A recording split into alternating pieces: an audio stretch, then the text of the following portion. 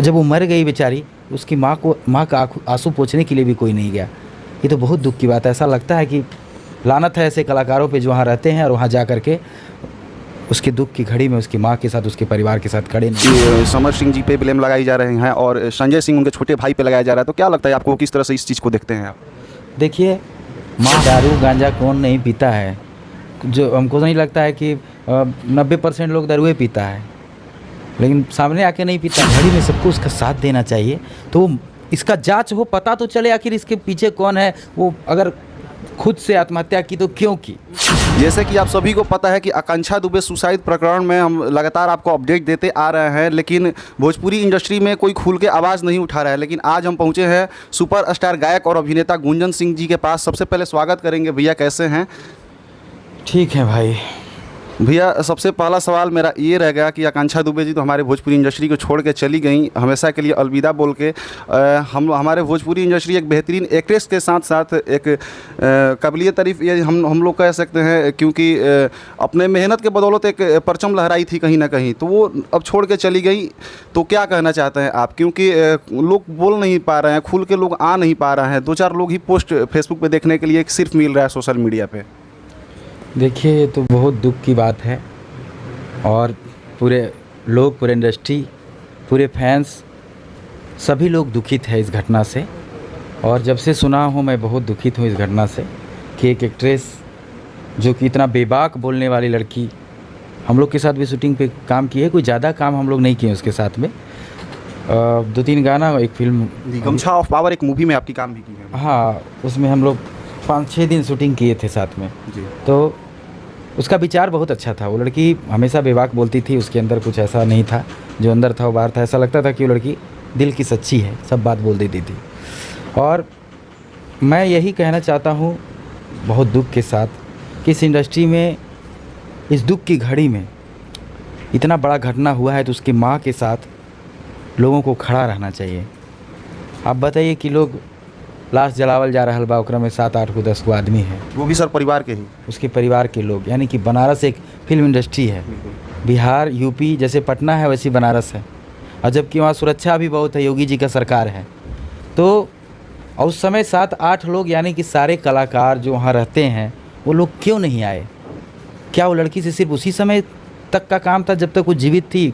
अपना गाना में डांस कराना था, ये था वो था, और बाकी जब वो मर गई बेचारी, उसकी माँ का आंसू पोंछने के लिए भी कोई नहीं गया। ये तो बहुत दुख की बात है। ऐसा लगता है कि लानत है ऐसे कलाकारों पे जो वहाँ रहते हैं और वहाँ जा कर के उसके दुख की घड़ी में उसकी माँ के साथ, उसके परिवार के साथ खड़े नहीं हुए। जिस तरह से भैया उनके बॉडी को जब होटल से लेके जाया जा रहा था, एक पिकअप में लाद के ऐसे लवारिस की तरह, इस पर क्या कहिएगा? थोड़ा अजीब नहीं लग रहा था? बहुत ख़राब लगा। वो वीडियो हम देखे तो लगा कि क्या है, कलाकार है, अरे आज मर गई है वो, कल अगर वो जीवित रहती तो 5-10 हज़ार की भीड़ लगवा सकती थी कहीं भी। आज वो मर गई तो सब लोग उसका साथ ही छोड़ दिया, कोई उसके साथ खड़ा ही नहीं हुआ।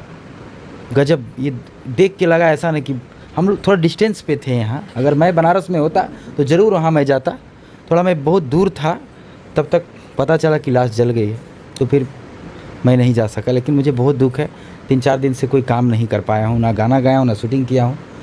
ऐसा लग रहा है बार बार सामने उसका चेहरा आ रहा है, जबकि हम लोग ज़्यादा काम भी नहीं किए उसके साथ।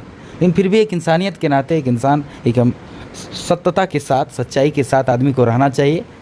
लेकिन मुझे योगी सरकार से ये मांग है कि उसकी जांच हो कि वो क्या हुआ जो लड़की मर गई।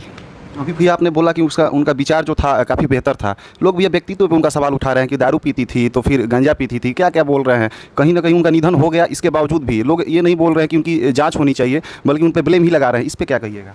देखिए, दारू गांजा कौन नहीं पीता है? जो हमको नहीं लगता है कि 90% लोग दारुए पीता है, लेकिन सामने आके नहीं पीता है।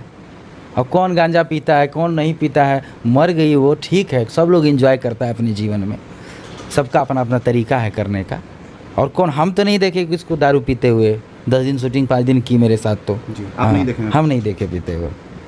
और कौन जीवन में अपना नहीं करता है एंजॉय? हर कोई करता है। वो लड़की है, अब क्या हम बोलबे ना करब ये सब। भैया उनकी मम्मी का जिस तरह से बयान कल से वायरल हो रहा है न्यूज़ पे कि समर सिंह जी पे ब्लेम लगाई जा रहे हैं और संजय सिंह उनके छोटे भाई पे लगाया जा रहा है, तो क्या लगता है आपको, किस तरह से इस चीज़ को देखते हैं आप?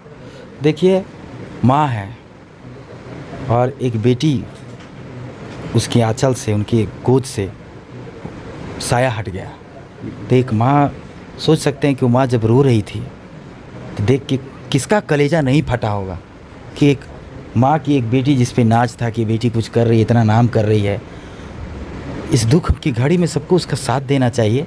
तो इसका जांच हो, पता तो चले आखिर इसके पीछे कौन है। वो अगर खुद से आत्महत्या की तो क्यों की, या फिर उसका हत्या हुआ तो कौन किया, इसका जांच हो।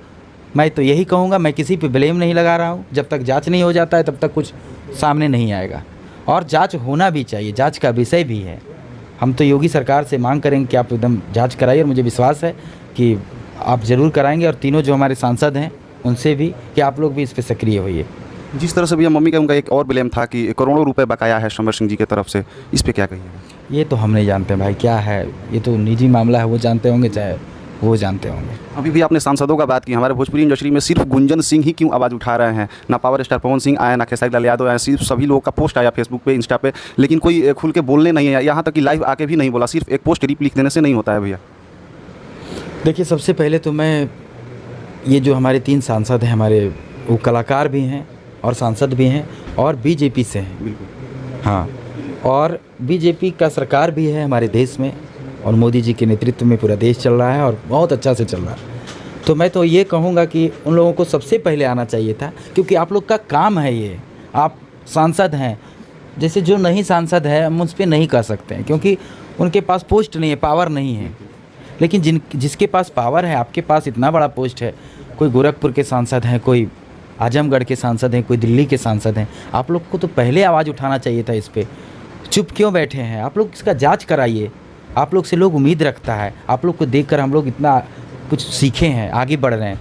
और वो लड़की को आप लोग न्याय दिलाइए कि वो उसके साथ हुआ क्या, वो कैसे मरी। जाते जाते भैया आकांक्षा दुबे के मम्मी से क्या कहिएगा आप, एक संदेश के माध्यम से क्या उनको बोलिएगा? इस दुख की घड़ी में हम उनके साथ हैं, और भगवान उनको शक्ति दे इस दुख को सहन करने की, और जांच का गुहार लगाएं, और वो योगी जी के पास जाएं, वहाँ जाकर के मांग करें जांच का।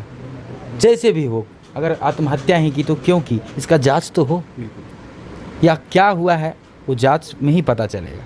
निष्पक्ष रूप से जांच हो। सत्य के साथ मैं हमेशा रहा हूँ, मैं भी अगर गलत हो रहूँगा तो मैं भी नहीं कहूँगा कोई मुझे साथ दे, ठीक है?